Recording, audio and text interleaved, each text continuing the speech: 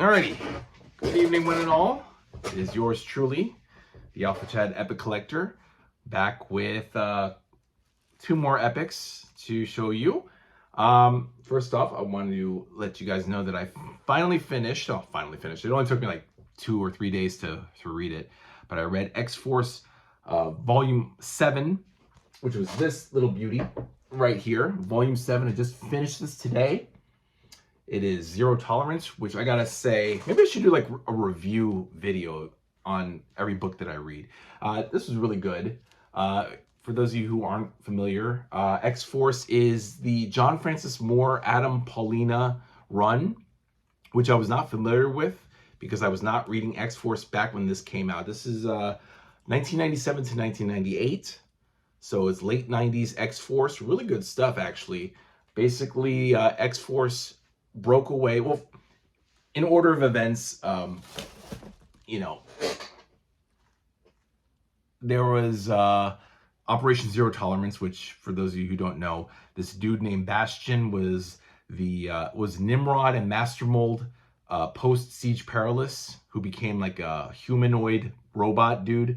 And he basically, after Graydon Creed, Sabretooth's son, Graydon Creed, was killed. And so the government enforced this dude, Bastion, to start this Operation Zero Tolerance to corral the mutants and, basically do bad things to them. And he almost succeeded too. He even got control of the X-Mansion, where the X-Men and X-Force were staying. But fortunately, all was averted. All the crisis situation was averted, and X-Force didn't exactly take on Bastion, but they took on operatives working within Operation Zero Tolerance. Ekaterina Griaznova, who does something really bad to Domino. I won't tell you what it is. You got to read it. It's on the shelves too, by the way. You should be able to find this at your local comic book store. It's really good. So yeah, Domino goes through something pretty bad with this woman, Ekaterina Griaznova, X-Force helper. But this is like issue 68, 69. Issue 60, this covers, by the way, 66 to 84 of X-Force and -1. 66 deals with Risque, this chick, Gloria Munoz, who seduced Warpath, James Proudstar, and tricked him into helping this dude Sledge out to go to... Sledge wants to get the Vanisher from an extra dimension, or an other dimension, and so she tricks him, and a lot of stuff happens. The -1 is pretty cool. It's actually an origin story called Flashback, where the Proudstar brothers, John and James, it's way back when, James is a young kid, and they deal with this guy, Edwin Martinek, who can turn into a wolf.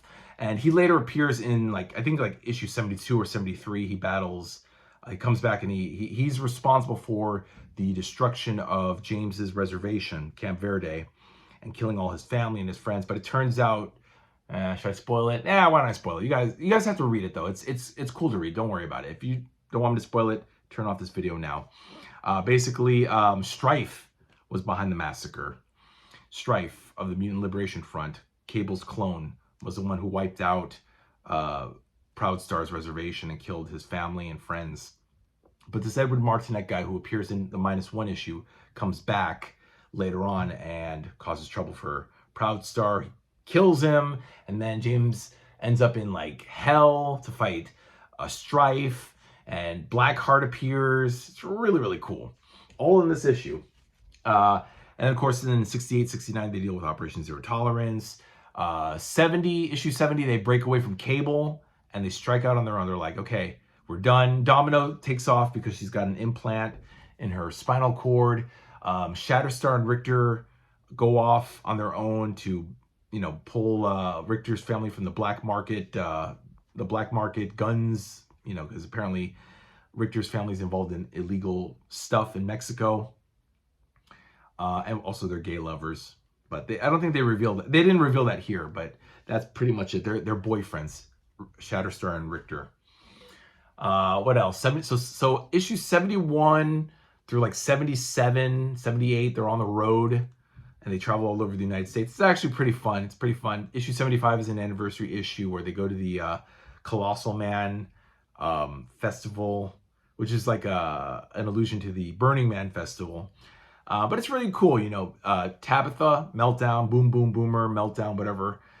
She falls in love with, or not falls in love with, but she has feelings for Sunspot, Roberto DaCosta, even though she's dating Sam Guthrie, Cannonball. But Sam is now with X-Men, but he later quits the X-Men because he never fit in X-Men. So he goes and he hooks back up with X-Force, but then he finds out that Tabitha and Roberto were kissing and dating. But in the end, he's like, I'm not cool with it, but I'll learn to live with it, you know. Danny Moonstar is back. Danny Moonstar, who was Mirage in the New Mutants, who eventually became a Valkyrie. She apparently was a S.H.I.E.L.D. agent who was infiltrating the Mutant Liberation Front. And now she's back with X-Force. Rainfire comes back, and it turns out he's not actually Roberto DaCosta, Sunspot, but this protoplasmic experiment called Project 19. And so Rainfire is just like a clone of Roberto rather than a distorted, mentally ill Roberto from the future or whatever. This all happens like in issue 44 or whatever, that it's revealed that Rainfire is DaCosta. But John Francis Moore changed that into something else that Fabian Nicieza had no intention of. So they, you know, as usual, writers fuck up another writer's intention for the storyline. So that's what happens. So a lot of this happens. They hook up with this dude, Bedlam, who helps X-Force locate Domino, and also Sam hooks back up with X-Force towards the end, towards like 83, 84. He deals with these aliens, and then X-Force managed to come to the rescue because they're it's too much. I'm kind of confused by it, but it was actually good. It was good. So in the end, Cannonball hooks back up with X-Force, and they all live happily ever after until this next volume. So I'm done with this, and I'm going to be reading this next, which is Volume 8, Armageddon Now, which is really cool. This is the next volume, and this is X-Force 85 to 100. So this previous one, Volume 7, was 66 to 84 and -1. And this is 85 to 100 plus Annual 99 and X-Force Champions Annual 98. So this covers 1998 to 2000. This is my next book to read, Volume 8, Armageddon Now. All right, whew, that was long-winded, right, guys? I hope that wasn't boring. I was trying to be succinct. So, yeah, let me just put this over here. Those belong in the B wall. The A wall and the B wall right here. All right, guys, so new epics, right? The one that was supposed to come yesterday, that's just my sanitizer bottle. I like to wipe down my books because, you know, who knows who touched my book. I'm germophobic, guys. I'm going to let that out. I don't like people touching my things, so I do, you know, cover that shit up and clean it.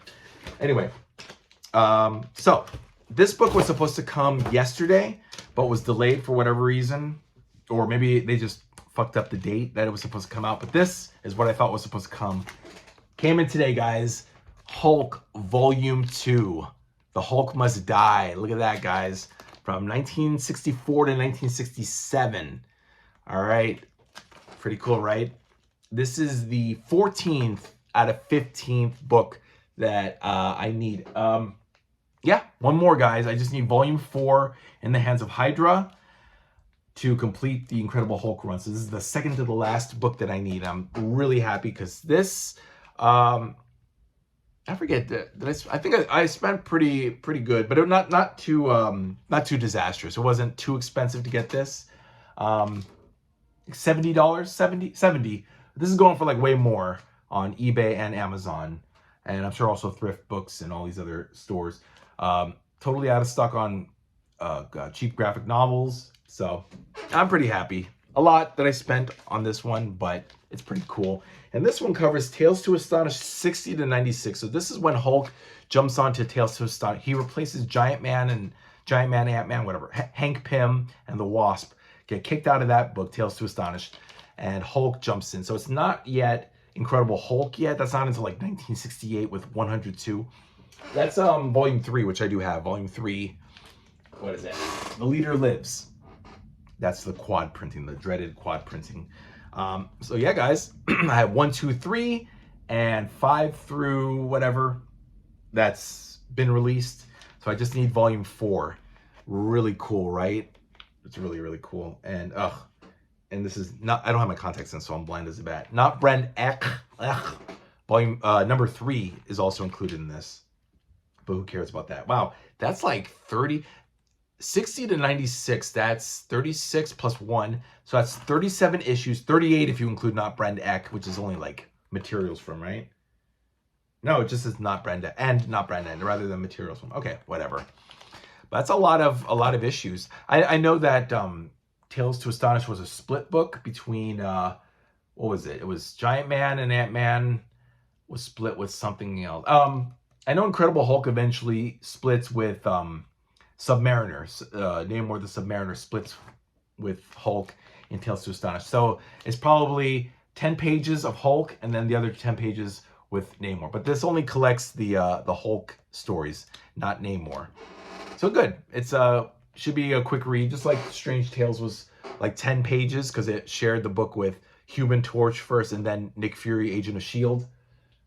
The early like volumes 1 and 2 of Doctor Strange has like 30 or 30 some odd issues, but that's only because it was a split book too. Tales of Suspense 2 was also a split book with Iron Man and Captain America. What's the other one? Journey into Mystery with Thor. I don't know what that split with. I think it was just random ancillary titles, horror titles, you know. Anyway, really excited about this, guys. Can't wait to read this. It's in a nice plastic bag and the condition looks really good. Oh, and let me tell you who's involved. Stan Lee, Steve Ditko, Jack Kirby, Bill Everett, Gil Kane, right? It says Kane, John Buscema, and Maurice Severin. So a lot of heavy hitters there. We have Stan Lee, and this is like the early 60s, like mid 60s, little G. Willikers, you know, whatever.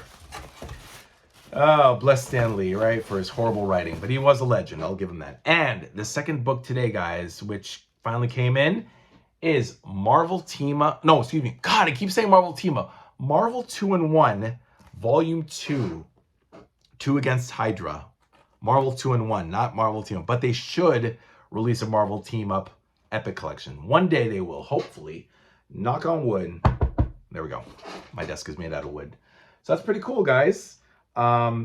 This, of course, it skips the issue 21. It covers issue 20, 22 to 36, and then annual number 1 and Fantastic Four annual number 11. Unfortunately, issue 21 is omitted from this collection because Doc Savage, the Thing teamed up with Doc Savage, and Doc Savage is a licensed character. Why is this wavy? Ugh, look at the waviness, the wavy book. I hope that's not like a stain.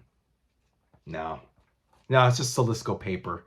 That's the one bad thing about the paper that they're using, as opposed to like R.R. Donnelley, when like 10 years ago when R.R. Donnelley was the printer of choice.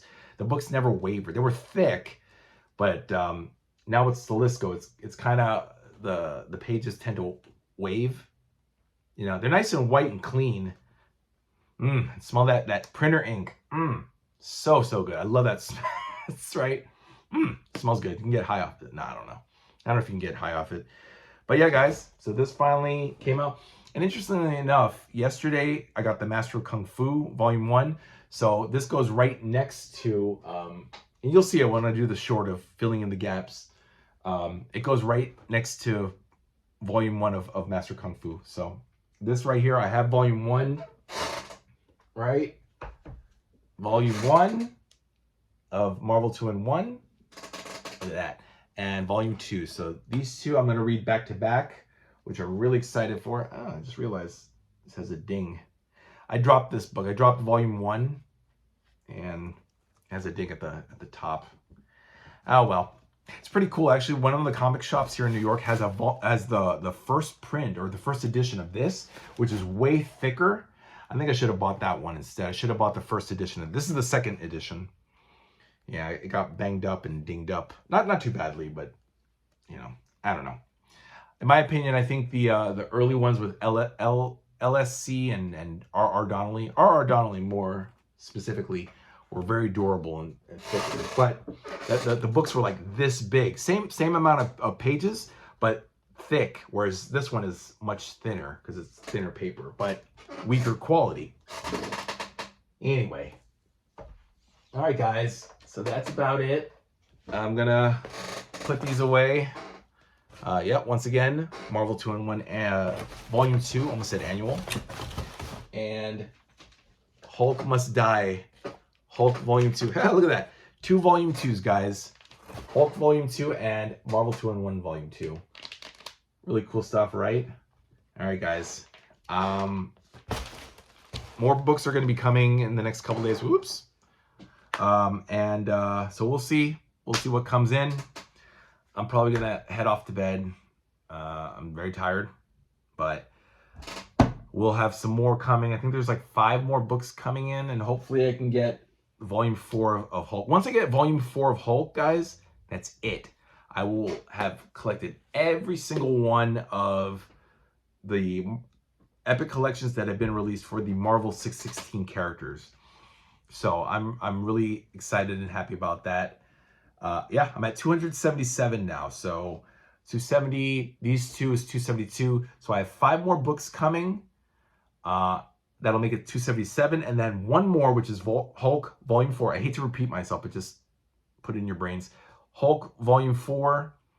Once I get that, I'll have every single epic collection that's been released. Except, of course, the licensed properties. Star Wars, Conan, Aliens, Planet of the Apes, and the modern epics. I don't have any of those. But I'm very happy, guys. All right, blah, blah, blah. I'm going to shut the fuck up now. I'll be back later with a short video to fill up the hole for these. And that's about it, guys. Have a great night, and I'll see you next time. Bye.